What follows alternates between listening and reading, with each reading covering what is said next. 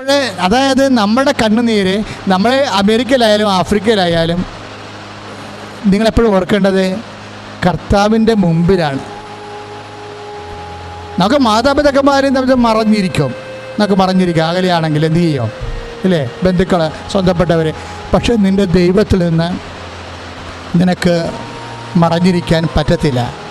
അല്ലെങ്കിൽ നിൻ്റെ ദൈവം നിന്നിൽ നിന്ന് മറഞ്ഞല്ല ഇരിക്കണത്.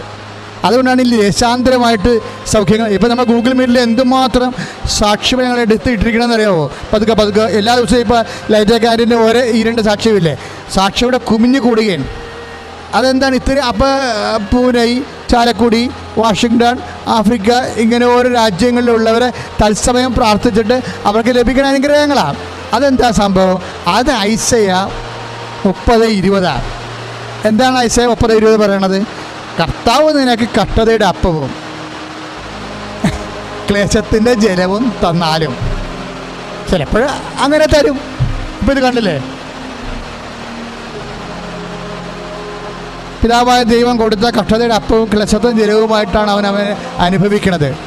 പക്ഷേ നമ്മൾ ഐസയ 30:20 എന്താ പറയണത്? നിൻ്റെ ദൈവം, നിൻ്റെ സിറ്റുവേഷൻ ഇതാണ്. ചിലപ്പോൾ കടമുണ്ടാകാം, പക്ഷേ നിൻ്റെ ദൈവം, ചിലപ്പോൾ രോഗമുണ്ടാകും, പക്ഷേ നിൻ്റെ ദൈവം നിന്നിൽ നിന്ന് മറഞ്ഞിരിക്കത്തില്ല. ഈ സാക്ഷ്യങ്ങളെല്ലാം അങ്ങനെ പറയണത്, നിൻ്റെ ദൈവം നിന്നിൽ നിന്ന് മറഞ്ഞിരിക്കത്തില്ല. ഇപ്പം നമ്മൾ രണ്ടാമത് കേൾക്കുന്ന സാക്ഷ്യം എന്ന് പറയണത് ലിസ ബെന്നിയുടെ സാക്ഷ്യമാണ്.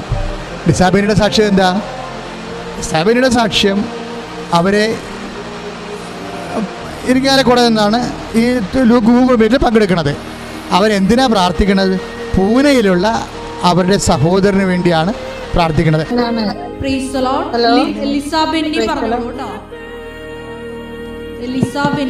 ഞാൻ എന്റെ ചേട്ടന് വേണ്ടിയിട്ടാണ്. എന്റെ ചേട്ടന് വേണ്ടിയിട്ടാണ്. ലിസ ബെന്നി. പറഞ്ഞോളൂ, കേൾക്കുന്നുണ്ട്. ഞാൻ ചാലക്കുടിയിൽ നിന്ന് വിളിക്കുന്നത്. എന്റെ ചേട്ടന് വേണ്ടിയിട്ടാണ്. ചേട്ടൻ പൂനെയിലാണ് താമസിക്കുന്നത്. എന്റെ ചേട്ടന് ഭയങ്കര പേടിയാണ്. ഒരു റൂമിൽ നിന്ന് മറ്റൊരു റൂമിലേക്ക് പോലും പോകാൻ ഭയങ്കര പേടിയാണ്. എപ്പോഴും ചേച്ചി കൂടെ വേണം, ലൈറ്റൊക്കെ ഇട്ടിരിക്കണം. ഒരു വല്ലാത്ത അവസ്ഥയിലാണ്. അപ്പൊ ചേട്ടന് വേണ്ടിയിട്ട് സൗഖ്യം കിട്ടാനൊന്ന് പ്രാർത്ഥിക്കണമായിരുന്നു. ഈ ചേട്ടന്റെ പേര് പറയോ? സഹോദരന്റെ പേര്? ചേട്ടന്റെ പേര് ജെയിംസ്. സഹോദരൻ എന്താണ് അസുഖം? സഹോദരൻ്റെ അസുഖം പേടിയാ എല്ലാത്തിനോടും. അങ്ങനെ ഇരുണ്ട് ചുരുണ്ട് കൂടി ഒരു മൂലക്ക് ഇരിക്കുകയാണ്, ചാടിപ്പുറത്ത് വീഴാതിരിക്കാൻ വേണ്ടി. ഒരു പ്രത്യേക രോഗമാണത്. പേടിയല്ലേ മനുഷ്യൻ? ഇങ്ങനെ ഒരാൾ വീട്ടിലുണ്ടെങ്കിലുള്ള അവസ്ഥ എന്താ? നിങ്ങളൊന്ന് ചിന്തിച്ച് നോക്കിയാൽ നിങ്ങളുടെ അപ്പനോ അമ്മയോ ഇപ്പോൾ ഈ സാക്ഷ്യങ്ങൾ കേൾക്കുമ്പോൾ നിങ്ങൾ പറയും ഓയെന്നല്ല, സ്വന്തം ഭർത്താവിന് ഈ അസുഖം വന്നു നോക്കണം, അപ്പോഴാണ് ഈ ഓയൊക്കെ മാറണത്. നിങ്ങളെപ്പോഴും നമ്മൾ ശ്രദ്ധിക്കേണ്ടതെന്ന് വെച്ച് കഴിഞ്ഞാൽ ഒരു രോഗം നമ്മുടെ വീട്ടിൽ വന്ന് കഴിയുമ്പോൾ വിഷയം മാറും. അപ്പോൾ ഇത് അകത്തിരിക്കുകയാണ് അയാൾ. അപ്പോൾ ആ പെങ്ങൾ എന്ത് ചെയ്യാനാണ്? ഈ ലോക്ക്ഡൗണാണ്, നമുക്ക് അങ്ങോട്ടും പോകാൻ പാടില്ല, അവർക്ക് ഇങ്ങോട്ടും വരാൻ പാടില്ല. നരകത്തിൻ്റെ കാലത്ത് എബ്രാഹത്തിനോട് ലാസറിനോട് ദൈവം പറഞ്ഞില്ലേ, നിങ്ങൾക്ക് ഇടയും തമ്മിൽ കോവിഡ് ആണല്ലോ അല്ലേ, നിങ്ങൾക്ക് ഇടയും തമ്മിൽ വലിയ ഗർത്തമാണല്ലോ, അതുകൊണ്ട് ഈ ലോക്ക്ഡൗൺ ആയ കാരണം ഒരാൾക്ക് അങ്ങോട്ടും വരാൻ പറ്റത്തില്ല, ഒരാൾക്ക് ഇങ്ങോട്ടും വരാൻ പറ്റും. ദൈവത്തിൽ നിനക്ക് നിൻ്റെ ആങ്ങളുടെ അടുത്ത് പോകാൻ പറ്റത്തില്ല, ആങ്ങൾക്ക് നിൻ്റെ അടുത്ത് വരാൻ പറ്റത്തില്ല. പക്ഷെ നിൻ്റെ കർത്താവിനെ നീ വിശ്വസിച്ചാൽ നീ ആഗ്രഹിക്കുന്ന സ്ഥലത്തേക്ക് പോകാൻ പറ്റും. അതാണ് നിൻ്റെ അകത്ത് ഏറ്റവും വലിയ സത്യം എന്ന് പറയണത്. അപ്പോൾ ആ മനുഷ്യൻ്റെ ആ പ്രാർത്ഥനയിൽ പങ്കെടുത്ത് പ്രാർത്ഥന പറഞ്ഞപ്പോൾ തന്നെ ആ മനുഷ്യൻ 5-6 മാസമായിട്ട് ഇങ്ങനെ അകത്ത് കുത്തിരിക്കുന്ന ആളാണ്. കർത്താവിൻ്റെ ശക്തി പ്രവർത്തിച്ചു കഴിഞ്ഞപ്പോൾ അവൻ ചാടി എഴുന്നേറ്റു, ഭക്ഷണം കഴിച്ചു, കുളിച്ചും എടുക്കാനായി. അതാണ് പെട്ടെന്ന് ഉണ്ടാകുന്ന സാക്ഷി. ഇത് നിങ്ങൾ കേൾക്കണം. തിങ്കളാഴ്ച ഞാൻ വിളിച്ച പ്രാർത്ഥിച്ചിരുന്നത്, അത് ചൊവ്വാഴ്ച തന്നെ ചേട്ടന് വളരെ വ്യത്യാസം വന്നു. ബുധനാഴ്ച മുതൽ മെഡിസിനും മാറ്റി. ഇപ്പൊ ബാത്റൂമിൽ കുളിക്കാൻ പോകുമ്പോഴൊന്നും കൂട്ട് വേണ്ട, നല്ല സന്തോഷമായിട്ടിരിക്കുന്നു. ഇത് കേട്ടാൽ മാത്രം പോലെ, ഇത് കേൾക്കുമ്പോൾ നിങ്ങളുടെ വിശ്വാസത്തിന് തിളക്കണം. കർത്താവേ എന്നെ നിന്റെ സാക്ഷിയാക്കണമേ എന്ന് ഈ സാക്ഷി ഞാൻ കേട്ടപ്പോൾ എനിക്ക് തോന്നിയത് എന്താണെന്നറിയാവോ? അതായത് നമുക്കിപ്പോൾ എപ്പിലെപ്സി എന്ന് വെച്ചാൽ അപസ്മാരം, ഇതുപോലെ അവസാദം. ഇത് അവസാദമാണ്, ഡിപ്രഷനാണ് ആയിരിക്കാം. അതുകൊണ്ടാണ് അകത്ത് കയറി കുത്തിയിരിക്കുന്നത് ആൾക്കാരെ കാണാൻ പേടി, ഇപ്പോൾ വെളിച്ചം കാണാൻ പേടി, പുറത്തിറങ്ങാൻ പേടി. ഇങ്ങനെ ഡിപ്രസ്ഡ് ആയിട്ട് ഇൻട്രോവേർട്ടായിട്ട് അങ്ങനെ ഇരിക്കുകയാണ്. അവസാനം ഈ മനുഷ്യൻ ഭക്ഷണം കഴിക്കാതെ ഒക്കെ ഇരുന്ന് ചില സമയത്ത് കെട്ട് പോകും. അത് പക്ഷെ നിൻ്റെ ദൈവം അങ്ങനെയുള്ള അവസ്ഥയിൽ നീ തുടരാൻ ആഗ്രഹിക്കണില്ല. പക്ഷെ സമ്പടിറ്റ് പ്രേ ആരെങ്കിലും പ്രാർത്ഥിക്കണ്ടേ? ഈ പ്രാർത്ഥിക്കാൻ ആരുമില്ലാത്തതാണ് ഈ ലോകത്തിലെ ഏറ്റവും വലിയ ശാപം എന്ന് പറയണത്. ഈ പ്രാർത്ഥിക്കാൻ ആരുമില്ലാത്തതാണ് ഈ ലോകത്തിലെ ഏറ്റവും വലിയ ശാപം എന്ന് പറയണത്. ഈ പ്രാർത്ഥിക്കാൻ ആരുമില്ലാത്തതാണ് ഈ ലോകത്തിലെ ഏറ്റവും വലിയ ശാപം എന്ന് പറയണത്. അപ്പം ആ സിസ്റ്റർ ജീവിതത്തിൽ ആ പെങ്ങൾ പറഞ്ഞു, എൻ്റെ അച്ഛാ ഈ ചൈന വേണ്ടി ഒന്ന് പ്രാർത്ഥിക്കണേ എന്ന് പറഞ്ഞു. അങ്ങനെ ഒരാൾ ഇപ്പം നമ്മൾ ചോദിച്ചില്ലേ, ഇപ്പം ഈ സിറ്റുവേഷൻ വന്ന് എവിടുന്നാ? ഇപ്പം താബൂർ മലയിൽ നിന്ന് ഈശോ ഇറങ്ങി വരുമ്പോൾ ഒരു അപസ്മാര രോഗിയെ കുറേ ആൾക്കാർ അവൻ്റെ അപ്പൻ പിടിച്ചുകൊണ്ട് വന്ന് കർത്താവിൻ്റെ മുമ്പിൽ നിർത്തിയിട്ടുണ്ട്.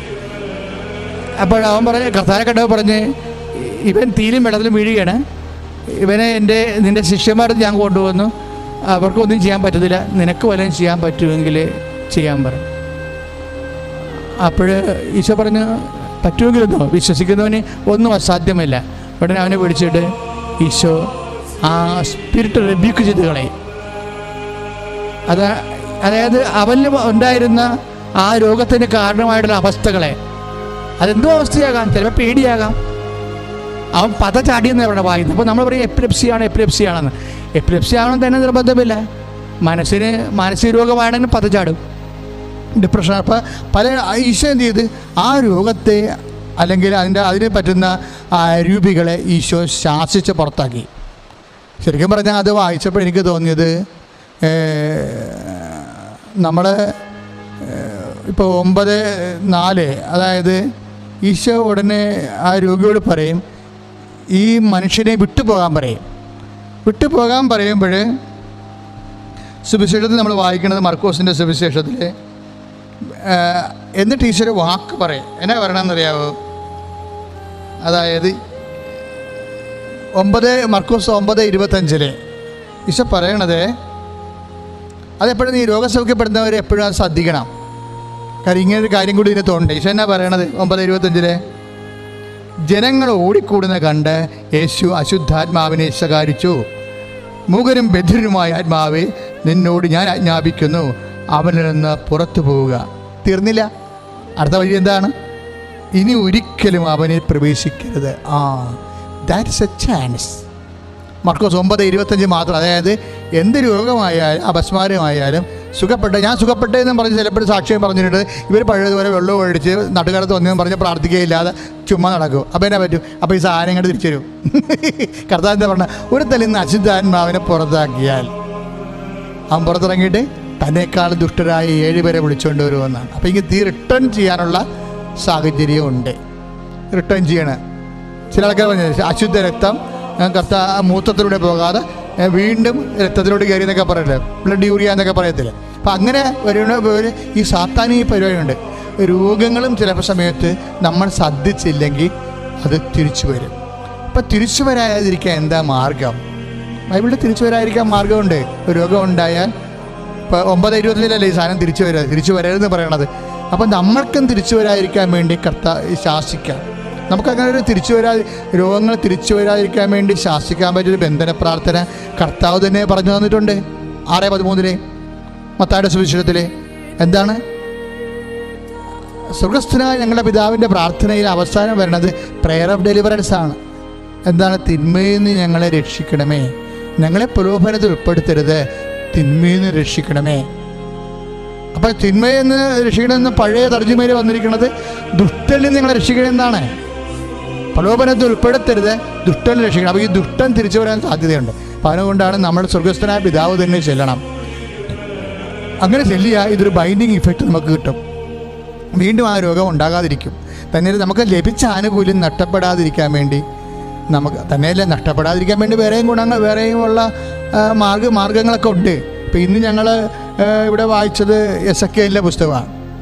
എസെക്കിയേൽ 9-ാം അധ്യായത്തിൽ നഗരത്തിലെ മ്ലേച്ഛതകൾ കണ്ട് കുറച്ച് പേര് വേദനിച്ചായിരുന്നു. കാര്യം സ്വവർഗഭോഗികളും അതുപോലെ തന്നെ ലെസ്ബിയനിസ്റ്റുകളും ഹോമോസെക്സുവൽസുകളും പുരുഷൻ ലൈംഗികത, സ്ത്രീ ലൈംഗികത, ഇങ്ങനെയുള്ള വൃത്തികേടുകൾ കണ്ട് മ്ലേച്ഛത കണ്ട് കുറേ പേർ കൈയടിക്കും. പക്ഷെ കുറേ പേര് സങ്കടപ്പെടും. മനുഷ്യ മൃഗങ്ങളെക്കാൾ താഴ്ന്നു പോണല്ലോ ദൈവമേ, നിന്നെ മാനിക്കാതെ മനുഷ്യൻ വിശുദ്ധിയില്ലാതെ ജീവിക്കണമല്ലോ ദൈവമേ എന്നോർത്തപ്പോൾ അവർക്ക് ഭയങ്കര സങ്കടമായി. അങ്ങനെ യെശയ്യാ 9:4 എഴുതിയിരിക്കുന്നത്, നഗരത്തിലെ മ്ലേച്ഛതകൾ കണ്ട് വിലപിക്കുന്നവർ, ദൈവം അവരെ കണ്ടെന്ന് പറഞ്ഞ് സംഹാരദൂതനോട് പറഞ്ഞ് നഗരത്തിലെ മ്ലേച്ഛത കണ്ടിട്ട് വേദനിക്കുന്നവരാണ് എന്നുവെച്ചാൽ എന്നുവെച്ചാൽ ഉപവസിക്കുന്നവർ, എന്നാൽ തപസ്സിരിക്കുന്നവരാണ്. അതാണ് സംഭവം. നീ ചെന്നിട്ട് അവിടെ നെറ്റിയിലൊരു അടയാളം ഇടണം. എന്തിനാണ് അടയാളം ഇടണത്? 9:6 യെശയ്യാ 9:6 എഴുതിയിട്ടുണ്ട്, അടയാളമിട്ടവരെ ആരും അവൻ നശിപ്പിച്ചില്ല. അപ്പോൾ നമ്മൾ നശിക്കാതിരിക്കാനുള്ള ഏറ്റവും വലിയ മാർഗമാണ് പ്രൊട്ടക്ഷൻ. ഇപ്പം നീ രോഗം തിരിച്ചു വരാതിരിക്കാൻ വേണ്ടി നമുക്ക് സംരക്ഷണം വേണം. എന്ത് ചെയ്യണം? നമ്മൾ മിഷൻ പ്രവർത്തനങ്ങൾ ചെയ്യണം. ആത്മാക്കൾ നശിച്ചു പോകുമ്പോൾ ആഫ്രിക്കയിലായാലും ചൈനയിലായാലും നിരീക്ഷക രാജ്യങ്ങളായാലും എവിടെയായാലും ആത്മാക്കൾ ദൈവത്തിൽ നിന്ന് അകന്നു പോകുമ്പോൾ, വിശ്വാസം നഷ്ടപ്പെട്ടു പോകുമ്പോൾ നമുക്ക് വേദന ഉണ്ടായിട്ട് നമ്മൾ ഉപവസിക്കും, നമ്മൾ പ്രാർത്ഥിക്കും, നമ്മൾ ജപമാല ചെയ്ത് പ്രാർത്ഥിക്കും. അപ്പോൾ അങ്ങനെ വരുമ്പോൾ കർത്താവ് നമുക്കൊരു അടയാളം ഇടും. ഈ കോവിഡ് നമ്മളെ കടന്നു പോയാലും ഈ അടയാളം ഉള്ളിടത്തോളം കാലം നമ്മൾ സംരക്ഷിക്കപ്പെടും. അത് ഈ ഉടമ്പടിക്കുണ്ട്. ഈ ഇഫക്റ്റ് ഉടമ്പടിക്കുണ്ട്. ഐസയ്യാ 24 ആരും നശിപ്പിക്കാതിരിക്കാൻ ഞാൻ അതിനെ രാപ്പകൽ കാവൽ നിൽക്കുന്നു. കർത്താവിൻ്റെ മുന്നിൽത്തോപ്പാണേ. കർത്താവിനെ പറഞ്ഞിട്ടുണ്ട്, കർത്താവിൻ്റെ മുന്നിൽത്തോപ്പ് നിങ്ങളാണെന്ന്. സഭയെ ആരും നശിപ്പിക്കാതിരിക്കാൻ, വിശ്വാസിയെ ആരും നശിപ്പിക്കാതിരിക്കാൻ ഞാൻ അതിന് രാപ്പകൽ കാവൽ നിൽക്കുന്നു. ഐസയ്യാ 27:4. അതിന് താഴെ ഒരു വാക്കുണ്ട്, അതായത് മുള്ളുകളും മുൾച്ചെടികളും മുളച്ചു വളർന്നാൽ ഞാൻ അവയോട് പൊരുതും. കർത്താവ് നമുക്ക് വേണ്ടി യുദ്ധം ചെയ്യുന്നില്ലേ? പുറപ്പാട് 14:14 കർത്താവ് നിങ്ങൾക്ക് വേണ്ടി യുദ്ധം ചെയ്യും, നിങ്ങൾ മൗനമായിരുന്നാൽ മതി. അത് തന്നെയാണ് ഇവിടെ പറയണത്. യെശയ്യാ 27:4 മുള്ളുകളും മുൾച്ചെടികളും മുളച്ചു വന്നാൽ ഞാൻ അവയോട് പൊരുതും. ഇതാണ് കർത്താവ് കാവൽ നിൽക്കും. അടയാളത്തിൻ്റെ ഉദ്ദേശം അതാണ്. അതായത് ദൈവത്തിന് വേണ്ടി നമ്മൾ ജീവിക്കണം. ഇപ്പോൾ രോഗി സുഖപ്പെട്ട് കഴിഞ്ഞാൽ ഞാൻ സുഖപ്പെട്ടെന്ന് പറഞ്ഞ് പിന്നെ ഇങ്ങനെ ആ ലോകത്തിൽ വെള്ളം അടിച്ച് തോന്നിവാസം പറഞ്ഞ് പഴയ സ്വഭാവം കൊണ്ട് നടന്നു കഴിഞ്ഞാൽ നിൻ്റെ അടയാളം പോകും. നിൻ്റെ അടയാളം പോയാൽ വീണ്ടും ഈ സാധനം തിരിച്ചു വരും. അങ്ങനെ തിരിച്ചു വരരുത്. ഇപ്പോൾ തന്നെ എൻ്റെ താഴെ നമ്മളുടെ ഏറ്റവും ദൈവം ഇത് മനസ്സിലാക്കിയിട്ട് ലോകത്തിൽ ഒരേ ഒരു ധ്യാന കേന്ദ്രത്തിനെ ദൈവം സംരക്ഷണ പ്രാർത്ഥന തന്നിട്ടുള്ളൂ. അതാണ് നമ്മൾ കൃപാസനത്തിൽ ഉടമ്പടി. ലിസായി ആയാലും അവന് ജോസഫ് ലൂക്കോസ് ആയാലും എല്ലാവരും ഉടമ്പടി എടുത്തവരാണ്. ഉടമ്പടിയുടെ സംരക്ഷണം എന്ന് പറഞ്ഞാൽ എന്താണെന്നാണ് വിചാരിക്കണത്? ഐസയ്യാ 27:5 അവയ്ക്ക് എൻ്റെ സംരക്ഷണം വേണമെങ്കിൽ എന്നോട് സമാധാനം ഉടമ്പടി ചെയ്യട്ടെ. Praise the Lord. അങ്ങനെ സംരക്ഷണം കിട്ടണത് ഈ കോവിഡിൽ നിന്നും അതുപോലെ തന്നെ മറ്റു രോഗങ്ങളിൽ നിന്നും ഈ വന്ന രോഗം സൗഖ്യപ്പെടുവാൻ വരാതിരിക്കാനും എന്താ മാർഗം? അവർക്ക് അതായത് ഐസയ്യാ 27:5 അവയ്ക്ക് എൻ്റെ സംരക്ഷണം വേണമെങ്കിൽ എന്നോട് സമാധാന ഉടമ്പടി ചെയ്യട്ടെ. അപ്പം നമ്മൾ പരിശുദ്ധ അമ്മ വഴി ദൈവത്തോടാണ് അവരോട് ഉടമ്പടി ചെയ്യുക. അവർ പറയുന്നുണ്ടല്ലോ, ഞാൻ ഉടമ്പടി എടുത്താണ്. ജോസഫ് പ്രത്യേകം പറയുന്നുണ്ട്, 7 മാസം കഴിഞ്ഞാണ് അവന് ജോലി കിട്ടിയതെങ്കിലും ആ 7 മാസം വിശ്വസ്തയോടെ നിൽക്കുകയാണ് ജോസഫ്. അതാണ് ഞാൻ ഉടമ്പടി എടുത്താണെന്ന് പറയണത്. ആ ഉടമ്പടി എടുത്ത് അതവൻ പാലിക്കുന്നുണ്ട്. ആ ഉടമ്പടിയുടെ നിബന്ധനകൾ പാലിക്കുന്നുണ്ട്. അതുകൊണ്ടാണ് ഒറ്റ ഹൈക്ക് ഞാൻ പ്രാർത്ഥിക്കുമ്പോൾ തന്നെ അമ്മ നീ പൊയ്ക്കോ, നീ തിരിച്ച് വേദനപ്പെട്ട് ഇന്ത്യയിലേക്ക് പോരേണ്ടി വരത്തില്ല, ഞാൻ നിൻ്റെ കൂടെ ഉണ്ടാകും. ഈ ഞാൻ നിൻ്റെ കൂടെ ഉണ്ടാകും എന്ന് പറഞ്ഞില്ലേ, അതിൻ്റെ അർത്ഥം എന്താണ്? കർത്താവ് നമ്മുടെ സഞ്ചാരം മനസ്സിൽ കണ്ടിട്ടാണ് സംസാരിക്കുന്നത്. ഈ ജനം നിൽക്കണ പാട്ട് തൂണ് പോലെ നിൽക്കണമല്ല, മരങ്ങളല്ല. നിങ്ങൾ എന്ത് കാണുന്നു? ഞാൻ മനുഷ്യരെ കാണുന്നു, അവർ മരം പോലെ ഇരിക്കണമെന്ന് പറഞ്ഞില്ലേ മർക്കോസിൻ്റെ സുവിശേഷത്തിൽ. പിന്നീട് കർത്താവ് കൈവച്ച് പ്രാർത്ഥിച്ചപ്പോൾ മനുഷ്യരായി. അപ്പോൾ മനുഷ്യരാകുമ്പോൾ മരങ്ങളല്ല, സഞ്ചരിക്കും.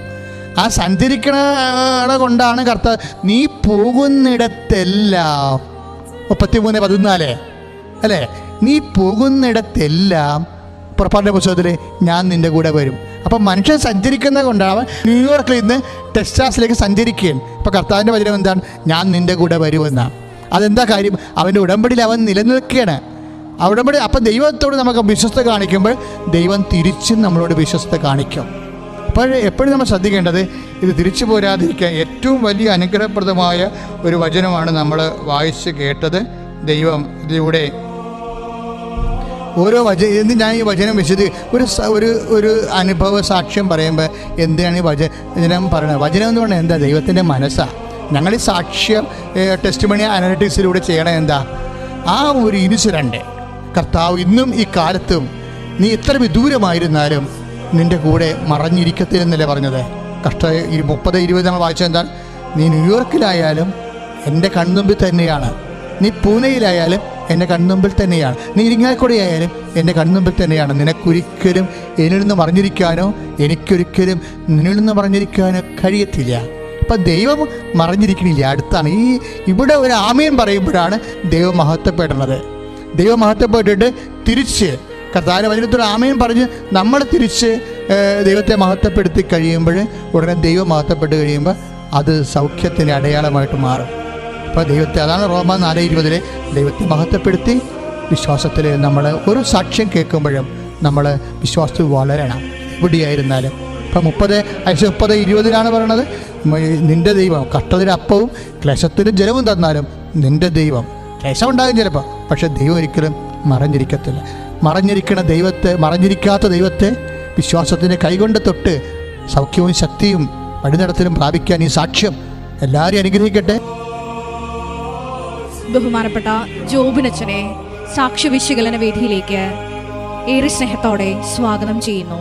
കൃപാസനം പ്രസാദപര മാതാവിൽ എത്രയും സ്നേഹം നിറഞ്ഞവരെ, കൃപാസനം സാക്ഷ്യ വിശകലന ശുശ്രൂഷയിലേക്ക് എല്ലാവരെയും വലിയ സ്നേഹത്തോടുകൂടെ സ്വാഗതം ചെയ്യുകയാണ്. ഇന്നേ ദിനം 2 സാക്ഷ്യങ്ങളാണ് നമ്മൾ വിശകലനം ചെയ്യുന്നത്. ഒന്നാമതായിട്ട് ചാലക്കുടിയിലുള്ള ലിസ ബെന്നി എന്ന സഹോദരി പൂനെയിൽ ജോലി ചെയ്യുന്ന ജെയിംസ് എന്ന തൻ്റെ സഹോദരന് വേണ്ടിയിട്ട് കൃപാസനം ജപമാല കൃപാവര യജ്ഞത്തിൽ പ്രാർത്ഥനാ സഹായം തേടുകയും പിറ്റേ ദിവസം തന്നെ ആ മകൻ്റെ ജീവിതത്തിൽ വലിയ ദൈവിക ഇടപെടൽ ഉണ്ടാവുകയും ചെയ്തതാണ് ആദ്യം നമ്മൾ വിശകലനം ചെയ്യുന്നത്. ലിസ ബെന്നി എന്ന സഹോദരി ചാലക്കുടിയിൽ ഇരുന്നു കൊണ്ട് കൃപാസനത്തിൽ നടന്ന ജപമാല കൃപാവര യജ്ഞത്തിൽ പങ്കുചേർന്നു. വലിയ വിശ്വാസത്തോടു കൂടെയാണ് ഈ സഹോദരി ഈ ശുശ്രൂഷയിൽ പങ്കെടുത്തത്. അതോടൊപ്പം തന്നെ ഉള്ളുനീറുന്ന നൊമ്പരവും ഈ സഹോദരിയുടെ ഉള്ളിലുണ്ടായിരുന്നു. ഈ സഹോദരിയുടെ സഹോദരൻ പൂനെയിൽ ജോലി ചെയ്യുകയാണ്. ഈ സഹോദരൻ തൻ്റെ മകനുമായിട്ട് ബന്ധപ്പെട്ട ചില പ്രശ്നങ്ങൾ നിമിത്തം വലിയ ഉത്കണ്ഠയിലൂടെ കടന്നു പോവുകയായിരുന്നു. അതുകൊണ്ട് തന്നെ വീട്ടിലേക്ക് ഒതുങ്ങിക്കൂടി മുറിയടച്ച് ഇരിക്കുകയായിരുന്നു. ഇത് കുടുംബത്തിൽ വലിയ അസ്വസ്ഥതകളും ഭയവും ജനിപ്പിച്ചു. ആ ഒരു വലിയ സന്നിഗ്ധാവസ്ഥയിൽ നിന്നുകൊണ്ടാണ് ഈ സഹോദരി തൻ്റെ സഹോദരൻ ജെയിംസിന് വേണ്ടിയിട്ട് ഈ ശുശ്രൂഷയിൽ പ്രാർത്ഥനാ സഹായം തേടിയത്. ആ ശുശ്രൂഷയിൽ ഈ മകനെയും മകളെയും ആ കുടുംബത്തെയും സമർപ്പിച്ച് നമ്മൾ പ്രാർത്ഥിച്ചു. 4 ദിവസം കഴിയുമ്പോൾ ഈ സഹോദരി വീണ്ടും വിളിച്ചിട്ട് പറയുകയാണ്, ഈ മകനിൽ പ്രകടമായ മാറ്റങ്ങളുണ്ടായി. ഈ മകൻ ഇപ്പോൾ വലിയ സന്തോഷത്തോടുകൂടെ തൻ്റെ എല്ലാ കാര്യങ്ങളും സ്വന്തമായിട്ട് ചെയ്യുകയും വലിയ സന്തോഷത്തോടുകൂടെ കുടുംബത്തിൽ ആയിരിക്കുകയും അതോടൊപ്പം അന്നുവരെ കഴിച്ചിരുന്ന എല്ലാ മരുന്നുകളും ഉപേക്ഷിക്കുകയും ചെയ്തുവെന്ന് വലിയ ഒരു സാക്ഷ്യമാണ് ഇത്. കാരണം ജീവിതത്തിലുണ്ടായ വലിയ പ്രതിസന്ധി മൂലം തൻ്റെ ഭവനത്തിലേക്ക് ഒതുങ്ങിക്കൂടുകയും ആരോടും മിണ്ടാതെ ഇരിക്കുകയും ചെയ്തൊരു സഹോദരൻ, ആ സഹോദരന് വേണ്ടിയിട്ട് സ്വന്തം സഹോദരി ഈ ശുശ്രൂഷയിൽ പങ്കെടുത്ത് പ്രാർത്ഥിക്കുകയും ചെയ്തപ്പോൾ പരിശുദ്ധ അമ്മയുടെ വലിയ ഇടപെടൽ ഇവരുടെ ജീവിതത്തിലുണ്ടായി. ഇതിന് സമാന്തരമായിട്ട് നമുക്ക് കാണുവാനായിട്ട് സാധിക്കുന്നത് വിശുദ്ധ ലൂക്കായുടെ സുവിശേഷം 8-ാം അധ്യായമാണ്. അവിടെ ശതാധിപൻ തൻ്റെ ഭൃത്യന് വേണ്ടിയിട്ട് ഈശോയുടെ അടുത്ത് വന്ന് പ്രാർത്ഥിക്കുന്നുണ്ട്. ഈ ഭൃത്യനാകട്ടെ ശതാധിപന് വളരെ പ്രിയപ്പെട്ടവനാണ്. വളരെ പ്രിയപ്പെട്ട തൻ്റെ ഭൃത്യൻ തളർവാദം പിടിപെട്ട് ഭവനത്തിൽ കഠിനവേദന അനുഭവിച്ചു കഴിയുന്നുവെന്നാണ് ശതാധിപൻ വന്ന് ഈശോയോട് പറയുന്നത്. അതുമാത്രമല്ല, ഇനി എൻ്റെ വീട് വരെ വരണമെന്നില്ല, അങ്ങ് ഒരു വാക്ക് ഉച്ചരിച്ചാൽ മാത്രം മതി, എൻ്റെ ഭൃത്യൻ സുഖപ്പെട്ടുകൊള്ളും. വലിയൊരു വിശ്വാസത്തിൻ്റെ സാക്ഷ്യമാണ്. കാരണം ഈ ശതാധിപന് യേശു ഒരു വാക്ക് പറഞ്ഞാൽ മതി, ആ നിമിഷം തൻ്റെ ഭൃത്യന് സൗഖ്യം ലഭിക്കുമെന്നുള്ള വിശ്വാസമുണ്ട്. അതുകൊണ്ട് തന്നെ ആ സുവിശേഷ ഭാവത്തിലൂടെ നമ്മൾ കടന്നു പോകുമ്പോൾ ഒടുവിൽ നമ്മൾ കാണുന്നുണ്ട്, ഈശോ അവനോട് പറയുകയാണ്, പൊയ്ക്കൊള്ളുക, നിന്റെ വിശ്വാസം നിന്നെ രക്ഷിച്ചിരിക്കുന്നു. പിന്നീട് ബൈബിളിൽ നമ്മൾ ഇപ്രകാരം കാണും, ആ സമയത്ത് തന്നെ ഭൃത്യൻ സുഖം പ്രാപിച്ചു. ആ സമയത്ത് തന്നെ ഭൃത്യൻ സുഖം പ്രാപിച്ചു. ഉടനടി സംഭവിക്കുകയാണ്, ഇമ്മീഡിയറ്റ്ലി, അപ്പോൾ തന്നെ അത് സംഭവിച്ചു. ഇതുപോലെ തന്നെയാണ് ഈ ജെയിംസ് എന്ന് പറയുന്ന സഹോദരൻ്റെ കാര്യവും. വലിയ വിശ്വാസത്തോടുകൂടെ സഹോദരി ഇവിടെ പ്രാർത്ഥനാ സഹായം തേടുന്നു. ആ പ്രാർത്ഥനയുടെ ഫലമായിട്ട് ആ സഹോദരി പറയുന്നുണ്ട്, തിങ്കളാഴ്ചയാണ് പ്രാർത്ഥനാ സഹായം തേടിയത്, ചൊവ്വാഴ്ച മുതൽ ഈ സഹോദരൻ സന്തോഷവാനായി. അതോടൊപ്പം തന്നെ ബുധനാഴ്ചയാകുമ്പോൾ മെഡിസിനുകൾ ഉപേക്ഷിക്കുകയും ചെയ്തു. അതായത് ദൈവത്തിൽ വലിയ പ്രത്യാശയും വിശ്വാസവും അർപ്പിച്ചുകൊണ്ട് നമ്മൾ ദൈവസന്നിധിയിൽ പ്രാർത്ഥിക്കുമ്പോൾ ഉടനടി ദൈവം ഇടപെടുന്ന അനുഭവം. അതായത് ഈശോ ശതാധിപനോട് പറയുക, പൊയ്ക്കൊള്ളുക, നീ വിശ്വസിച്ചതുപോലെ നിനക്ക് സംഭവിക്കട്ടെ എന്നാണ്. അതായത് വലിയ വിശ്വാസത്തോടുകൂടെ ഈശോയുടെ സന്നിധിയിലേക്ക് വരുന്നൊരു വ്യക്തിക്ക് ദൈവം ഉടനടി ഉത്തരം കൊടുക്കുകയാണ്. അതുകൊണ്ടാണ് ആ സമയത്ത് തന്നെ അത് സംഭവിക്കുന്നത്. നമുക്ക് വലിയ വിശ്വാസവർദ്ധനയ്ക്ക് ഈ സാക്ഷ്യം ഉപകരിക്കട്ടെ എന്ന് പ്രാർത്ഥിക്കുന്നു. രണ്ടാമതായിട്ട് നമ്മൾ വിശകലനം ചെയ്യുന്നത്, ടെക്സാസിലുള്ള ഒരു സഹോദരൻ ജോലിക്ക് വേണ്ടിയിട്ട് ഉടമ്പടിയെടുത്ത് പ്രാർത്ഥിക്കുകയും അതോടൊപ്പം തന്നെ കൃപാസനം ജപമാല കൃപാവര യജ്ഞത്തിൽ പ്രാർത്ഥനാ സഹായം തേടുകയും ചെയ്തു. ഈ വ്യക്തി 7 മാസമായിട്ട് ജോലിയില്ലാതെ വിഷമിച്ചിരിക്കുകയാണ്. ഈ ഉടമ്പടി എടുക്കുകയും അതോടൊപ്പം തന്നെ ഈ ശുശ്രൂഷയിൽ പ്രാർത്ഥനാ നിയോഗം സമർപ്പിക്കുകയും ചെയ്തപ്പോൾ ഏതാനും ദിവസങ്ങൾക്കുള്ളിൽ തന്നെ ഈ മകന് ജോലി ലഭിക്കുകയാണ്. നമുക്കറിയാം, ഈ കാലയളവിൽ ഒരു ജോലി ലഭിക്കുക വളരെ ബുദ്ധിമുട്ടുള്ള ഒരു കാര്യമാണ്. എങ്കിൽ വിശ്വാസത്തോടെ പ്രാർത്ഥിക്കുന്നവർക്ക് എല്ലാം സാധ്യമാണ്. ഈശോ പറയുന്നുണ്ട്, വിശ്വാസത്തോടെ പ്രാർത്ഥിക്കുന്നവർക്ക് എല്ലാം സാധ്യമാണ്. നമ്മൾ വലിയ വിശ്വാസത്തോടുകൂടെ ദൈവസന്നിധിയിലേക്ക് കടന്നു വരുമ്പോൾ ദൈവം നമ്മുടെ വിശ്വാസത്തിൻ്റെ വലിപ്പമനുസരിച്ച് നമുക്ക് ഉത്തരം നൽകും. അതിനാൽ ഈ 2 സാക്ഷ്യങ്ങളും, അതായത് വിശ്വാസത്തോടുകൂടെ ദൈവസന്നിധിയിലേക്ക് വരുന്നവർക്ക് തത്സമയം ദൈവം നൽകുന്ന ഉത്തരങ്ങൾ നൽകുന്ന ഈ സാക്ഷ്യങ്ങൾ നിങ്ങളുടെ വിശ്വാസം വർദ്ധിപ്പിക്കട്ടെ എന്ന് പ്രാർത്ഥിക്കുന്നു. കൃപാസനം പ്രസാദപര മാതാവ് നിങ്ങളുടെ ഓരോരുത്തരുടെയും ജീവിതത്തിൽ ഇതുപോലെയുള്ള വലിയ വിശ്വാസ സാക്ഷ്യങ്ങൾക്ക് ഇടയാകട്ടെ എന്ന് പ്രാർത്ഥിക്കുന്നു. ഇത് എത്രയും വേഗം നിങ്ങൾ ഷെയർ ചെയ്യണം. നിങ്ങളുടെ ഒരു 10,000 പേര് നിങ്ങൾ വഴി കർത്താവിൻ്റെ ഈ വചനങ്ങൾ, എന്തുമാത്രം വചനങ്ങളാണ് അച്ഛനിലൂടെയും ബഹുമാനപ്പെട്ട ജോബിൻ അച്ഛനിലൂടെയും ബഹുമാനപ്പെട്ട ജോമോളിലൂടെയും നിങ്ങൾക്കോട് കർത്താവ് പറഞ്ഞത്. അപ്പോൾ ഇങ്ങനെയുള്ള തങ്കപ്പെട്ട വചനങ്ങൾ കർത്താവിൻ്റെ മനസ്സെക്കുമ്പോൾ ഞാൻ കർത്താവിൻ്റെ മകനാണ്, ഞാൻ കർത്താവിൻ്റെ മകളാണ്. ഈ വചനങ്ങളെല്ലാം ഞാൻ വഴി എൻ്റെ അക്കൗണ്ടിൽ ഫേസ്ബുക്കിലും വാട്സപ്പിലും എൻ്റെ യൂട്യൂബിലും എല്ലാവരും 10,000 എൻ്റെ കർത്താവിനെ കേൾക്കാൻ ഞാൻ സുവിശേഷത്തിൻ്റെ സാക്ഷിയാകും. ഞാൻ വഴി കർത്താവിനെ മഹത്വപ്പെടും. ഞാൻ അതുവഴി വിശ്വാസം വളരും. ഈ കാലഘട്ടങ്ങളിൽ കർത്താവെ, നീ എന്നെ സാക്ഷ്യത്തിൽ നിലനിർത്തി സന്തോഷത്തോടുകൂടി ജീവിക്കാൻ എന്നെ സഹായിക്കണമേ. യേശുവേ സ്തോത്രം, യേശുവേ നന്ദി, യേശുവേ ആരാധന. ഹല്ലേലൂയ.